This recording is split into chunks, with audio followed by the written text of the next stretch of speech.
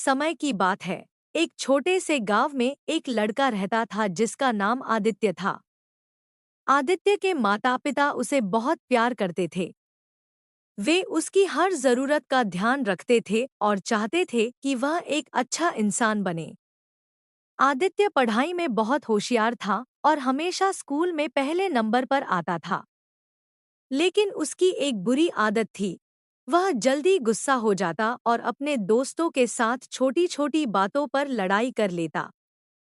यह आदत उसे बाकी बच्चों से अलग करती थी। एक दिन स्कूल में एक नई टीचर आए जिनका नाम मिस्टर शर्मा था। वे बच्चों को केवल पढ़ाई ही नहीं बल्कि जीवन की अहम बातें भी सिखाते थे। मिस्टर शर्मा ने आदित्य को पहली बार देखा और उसके चेहरे पर होशियारी और जिद दोनों देखी। एक दिन आदित्य ने अपने दोस्त से झगड़ा कर लिया और यह बात मिस्टर शर्मा तक पहुंची। उन्होंने आदित्य को बुलाया और कहा, आदित्य, तुम में बहुत क्षमता है। तुम होशियार हो, लेकिन तुम्हारा गुस्सा तुम्हारी सबसे बड़ी कमजोरी है। अगर तुम इसे काबू में कर लो, तो तुम बहुत कुछ हासिल कर सकते हो। आदित्य ने सर झुकाकर कहा, सर, मैं कोशिश करूंगा, लेकिन मुझे समझ नहीं आता कि मैं अपने गुस्से को कैसे नियंत्रित करूं। मिस्टर शर्मा ने मुस्कुराते हुए कहा, आदित्य, तुम्हारे पास एक खास ताकत है, तुम्हारी सोच। अगर तुम अपनी सोच को सही दिशा में लगाओगे, तो हर समस्या का हल पा सकते हो। मैं तुम्हें एक साधारण तरीका बताता हूँ। हर दिन कुछ समय अकेले बैठकर अपने दिमाग को शांत करने की कोशिश करो। इसे ध्यान कहते हैं। आदित्य ने मिस्टर शर्मा की बात मानी। हर सुबह वह स्कूल जाने से पहले गांव के पास वाले तालाब के किनारे जाकर बैठता और शांत मन से ध्यान करता। धीरे धीरे उसने महसूस किया कि उसका गुस्सा कम हो रहा है और वह पहले से ज्यादा शांत और खुश रहने लगा है। अब आदित्य अपने दोस्तों के साथ अच्छा व्यवहार करने लगा।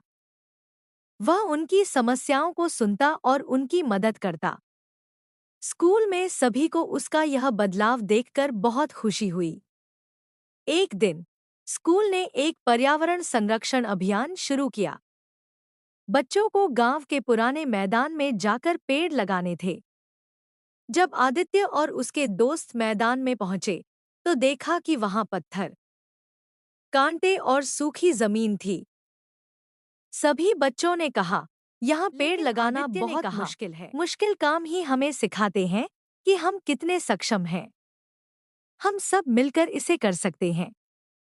आदित्य ने ध्यान करते समय सीखा था कि अगर मन शांत हो और लक्ष्य स्पष्ट हो, तो कोई भी काम असंभव नहीं। उसने सभी दोस्तों को संगठित किया। कुछ बच्चों ने पत्थर हटाए, कुछ ने कांटे साफ किए और कुछ ने मिट्टी को खोदकर पेड़ लगाने की जगह तैयार की। जब पेड़ लगाने का समय आया, तो पानी की कमी हो गई। बच्चों के पास पानी नहीं था और सभी हताश हो गए। लेकिन आदित्य ने हार नहीं मानी। उसने पास के तालाब से पानी लाने का सुझाव दिया। सबने मिलकर बाल्टियों में पानी भरा और मैदान तक लाए। उनके इस सामूहिक प्रयास से मैदान में पेड़ लगाए गए। उस दिन हर किसी के चेहरे पर गर्व और खुशी की चमक थी। जब स्कूल में इस अभियान की खबर फैली, तो प्रधानाचार्य ने आदित्य और उसके दोस्तों को सभा में बुलाया। मिस्टर शर्मा ने आदित्य की तारीफ करते हुए कहा, आदित्य, तुम्हारा ध्यान और धैर्य ही तुम्हारी असली ताकत है।